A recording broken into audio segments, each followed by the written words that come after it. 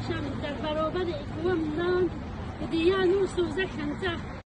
یو وقت اون در نیست یو فکنانین در ماش روشت نامدی ماش بدخشن الان دورم تب دورم اتولا که